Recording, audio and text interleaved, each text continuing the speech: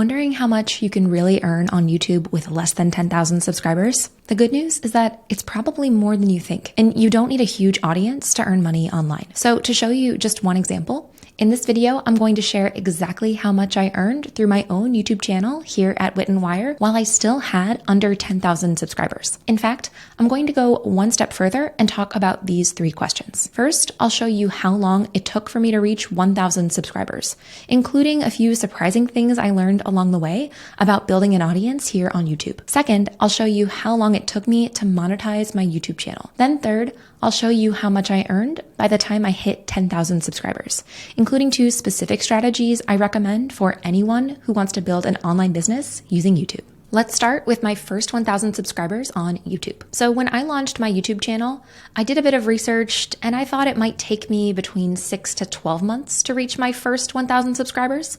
And that was if I could be consistent. And in the beginning, I wanted to try putting out 1 video per week. So here you can see the date I launched my YouTube channel with a trailer and my very first YouTube video. And then over the next month, I released a weekly video, and I think there might have even been a bonus video in there. And by the end of the month, I had 190 subscribers. Now, it's noteworthy that when I launched my YouTube channel, I was already running Wit and Wire. In fact, I had just gone full-time on my business 3 months prior.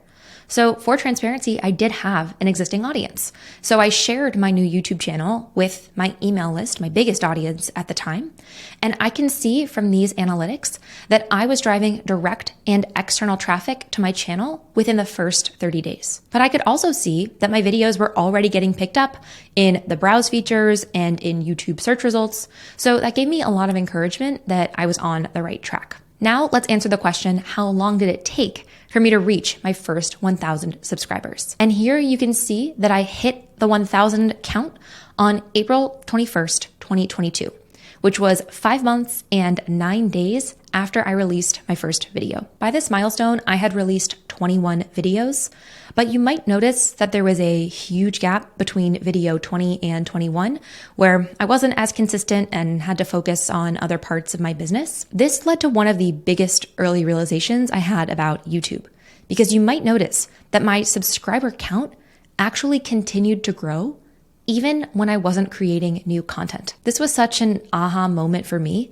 and it made me realize the power of YouTube as a place where I could reach new audiences and expand my impact online. And when I dive deeper into my detailed analytics, you can see that over those first 5 months and 9 days, my top traffic sources shifted from me sending people directly to my videos to YouTube sharing my videos with their audience through search and suggested videos. So this was a big turning point. And even though I had an audience coming in, by this moment, I realized that my YouTube channel was growing in spite of the fact that I had an external audience, and they were both playing hand in hand.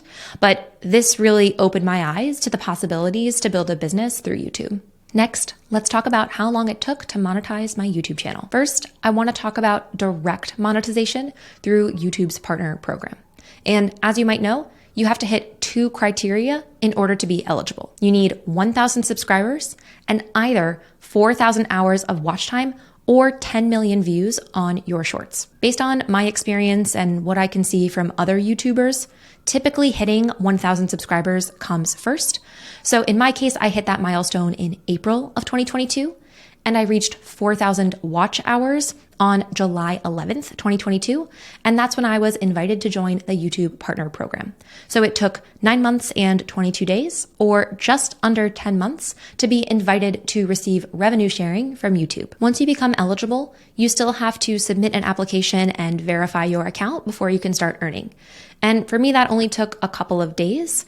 And the very first day that I earned money directly through my YouTube channel was July 15th, 2022. And I earned $2.34. I'll be honest, I had no expectation around earning directly through YouTube. So even this small amount felt really exciting at the time.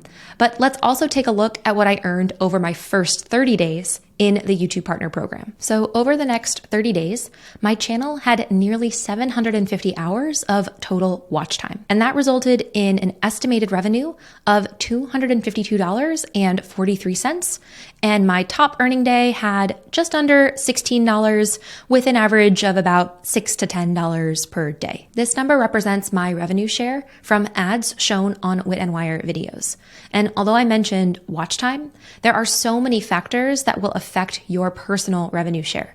So anything from your industry to your video topic to the demographics and location of your viewers could affect your revenue number. And because I share online business tutorials, business tends to be on the upper end.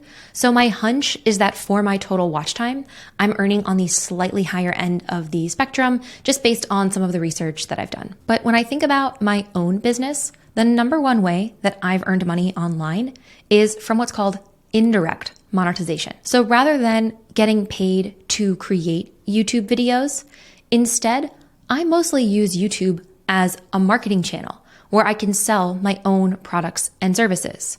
So indirect monetization could include anything from selling physical products to digital products, courses, memberships, services, or even things like affiliate revenue would be considered indirect monetization if you're sharing links with your audience and earning commission or some type of referral bonus. So let me just share one example. I mentioned that I launched my YouTube channel on September 30th, 2021, and I earned my first dollar from YouTube directly in mid-July of 2022. So I wanted to show you how much money that I earned through my own products and services during that same time frame. And here you can see my Stripe account showing that I earned $225,000. By the way, this is not even my total business revenue. It is the vast majority, but it excludes a few revenue streams like affiliate earnings and some sponsorships. But hopefully this gives you a sense of why indirect monetization is such a powerful choice for online business owners with audiences of any size. Next, I want to show you how long it took me to reach 10,000 subscribers. Now, as I just shared, by this point, I was already running a multi-six-figure business, but I still want to talk a little bit about the 10,000 milestone because I do think that this is a goal for a lot of business owners, including me. So I reached 10,000 subscribers on September 12th, 2023. This was almost exactly 2 years after I launched the YouTube channel. But the part that I think is a bit atypical is my release schedule. I released 35 videos in total over that 2-year time span. And that is way less than any expert would recommend. Typically, experts recommend publishing at least once per week. But I think the thing that I did well was create quality videos. And for better or worse, that meant that my videos took a lot of time. And it also meant that during certain months, I didn't have the time to prioritize YouTube. I am a solopreneur. I definitely have contractors, but I do not have any other full-time employees. And sometimes I had to prioritize working with students or working on my online programs over my YouTube channel. And I don't regret any of that, but my hunch is that if you really focused on YouTube and released a weekly video, you could probably reach 10,000 subscribers a lot faster than I did. Now, if we head back into the analytics, you can also see that I reached $4,011.87 by the time I hit 10,000 subscribers. If I'm being honest, that number was a pleasant surprise and much higher than I thought it would be. And you can let me know what you think in the comments, but I do think it's important to acknowledge that I'm in the business industry and I create online business tutorials for course creators, service providers, solopreneurs, and people who want to earn money online. So I do have an audience that is sought after by advertisers. And I know that's a factor, but it still does feel really good to earn directly through YouTube. Now that said, you can kind of start to see the math that if you wanted to earn full-time revenue through direct monetization alone, you would need a lot of subscribers, a lot of videos, and I think a lot of time. Again, this emphasizes the value of diversifying your revenue streams, and more specifically, by focusing on indirect monetization strategies. So in my case, as you know, online courses and digital products are the #1 source of revenue here at Wit and Wire. So for transparency, I did want to show you how much money I earned from the date that I launched the YouTube channel through about the time where I hit that 10,000 subscriber mark. I think it's rounded down to the nearest month. But here you can see that I earned $483,000 by selling my own online courses, digital products, workshops, and a few limited one-on-one services. And although I could never guarantee these results for another small YouTuber, what I hope that you can see here is that it's possible and that you do not need hundreds of thousands of subscribers to earn potentially hundreds of thousands of dollars through your online business doing work you love. I also want to share a few bonus tips for anyone who wants to earn money on YouTube. My first tip is to use keyword-based research. This is hardly a new suggestion. Every single YouTube expert recommends it. But when I look at the traffic for my YouTube videos, I can see that YouTube search is consistently my top traffic source.